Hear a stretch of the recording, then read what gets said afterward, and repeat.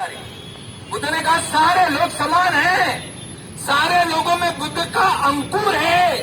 सारे लोग अगर ध्यान करें ना तो वो अरहत पद को प्राप्त कर सकते हैं, वो बुद्धत्व को प्राप्त कर सकते हैं, ऐसा बुद्ध ने कहा। बुद्ध ने कहा मैं अपनी कुर्सी मैं आपको सौंपना चाहता हूं एक साधारण जन को। अर्थात बुद्ध कोई व्यक्ति का नाम नहीं, वो एक मानसिक अवस्था है, वो मानसिक पद है, वो पद हर कोई प्राप्त कर सकता है। यही बुद्ध का संदेश था। और ब्राह्मण ये जो फिलॉसफी है बुद्ध की, उस फिलॉसफी के एकदम अपोजिट है। उनका कहना है कि कोई भी ईश्वर नहीं बन सकता। अगर आपको ईश्वर से बात करना है तो हम बिचौलिए हैं, मीडिएटर है, हमारे पास आना पड़ेगा, हमारे से पूजा करवानी पड़ेगी, हमारे को दान देना पड़ेगा। तो ब्राह्मणवादी विचारधारा और श्रमण संस्कृति, ब्राह्मण संस्कृति, इसका बाबा साहब ने रिवॉल्यूशन एंड काउंटर रिवॉल्यूशन, क्रांति और प्रतिक्रांति नामक किताब में बहुत विस्तार से उसकी व्याख्या बाबा साहब ने उस किताब में की है। आप सबसे मेरा अनुरोध है उसको जरूर पढ़ें। तो यहाँ के जो लोग हैं वो मनोवादी विचारधारा के लोग, उन्होंने देखा कि उनका जो धर्म है वो किस पर टिका है, जातिवाद पर। दूसरा मजबूत आधार उनका ईश्वर, तथागत बुद्ध ने उस आधार को खत्म कर दिया, जड़ से नष्ट कर दिया। और तीसरा आधार था आत्मा, आत्मा को भी खत्म कर दिया बुद्ध ने। बुद्ध ने कहा आत्मा नहीं है। और तीसरा आधार उनका पूजा पाठ।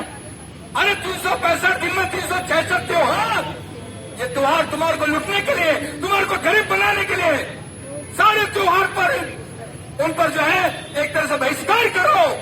और जितने बाहर से लोग ब्राह्मण आए इनको बाहर खदेड़ दो, बाहर फिकवा दो। ये मैं नहीं कह रहा साथी, ये यूरोप की एक टीम आई भारत में, बड़े बड़े यूनिवर्सिटी की टीम आई और उन्होंने देखा भारत में रहने वाले जितने भी लोग हैं उनका खून का सैंपल लिया और ये बताया कि भारत में रहने वाले ब्राह्मणों का खून भारत में रहने वाले मूल निवासियों किसे नहीं मिलता। ये विदेशी है, ये फरस से आई है। फरस में एक धर्म प्रचलित था, उसका नाम था पारसी, उसका पुस्तक का नाम है जैन अवस्था, और वो अग्नि पूजा थे पारसी लोग, और वो अपने मंदिर को अगियारी कहते हैं।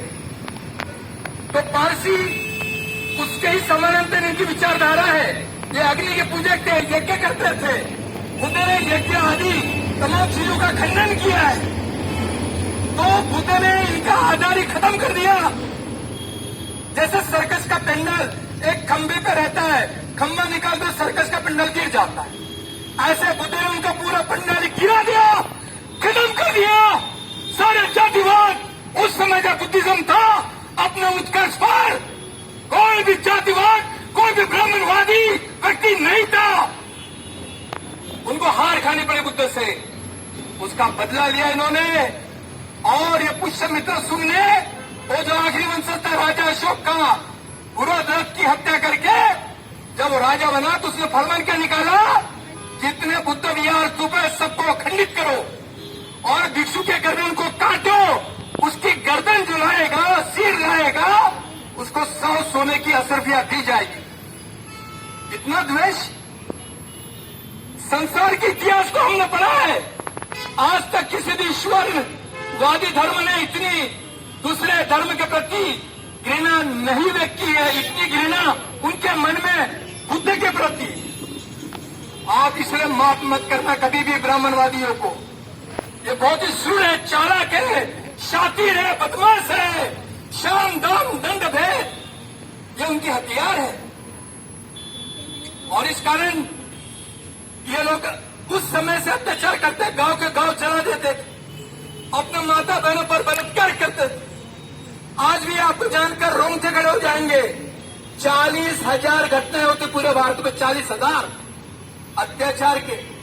गांव जला देना, माता बहनों पर बलात्कार करना, किसी को पानी नहीं देना, किसी पर पेशाब कर देना, ये 40,000